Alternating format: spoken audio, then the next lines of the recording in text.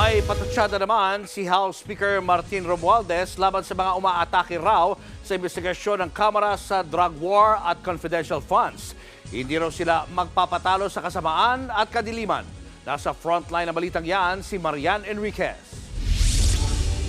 Sa muling pagbabalik sesyon ng Kamara ngayong araw, binira ni House Speaker Martin Romualdez ang mga umaatake raw sa investigasyon ng Kamara sa extrajudicial killings noong drug war at paggasta ng confidential funds.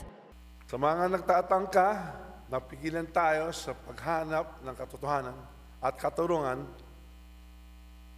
isa lamang ang sasabihin ko sa inyo, hindi kayo magtatagumpay sa masamang hangarin ninyo.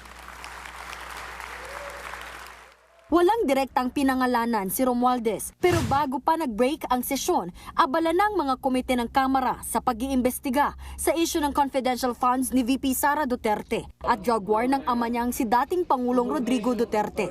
Ayon kay Romualdez, may mga tao raw na gustong tumarget sa Quadcom at sa Young Guns pero hindi raw sila basta-basta magpapatalo. Hindi tayo matitinag.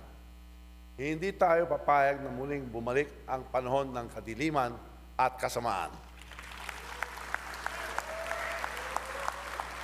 Sa pagbabalik ng sesyon, prioridad ng Kamara ang pagratipika sa 2025 proposed budget na nasa Senado pa ngayon. Target nila itong ipasa bago ang Christmas break sa December 20. Bukod sa budget, may mga bagong panukala rin na isinumite, gaya ng panukalang batas na Anti-Extrajudicial Killing Act at Anti-Offshore Gaming Operations Act na pangontra naman sa POGO. Nagbabalita mula sa Frontline, Marian Enriquez, News 5. Mga kapatid, Julius Babaw po. Iba na ang may alam at may pakialam sa panahon ngayon. Para sa Frontline ng mga balita, mag-follow at mag-subscribe sa social media pages ng News 5.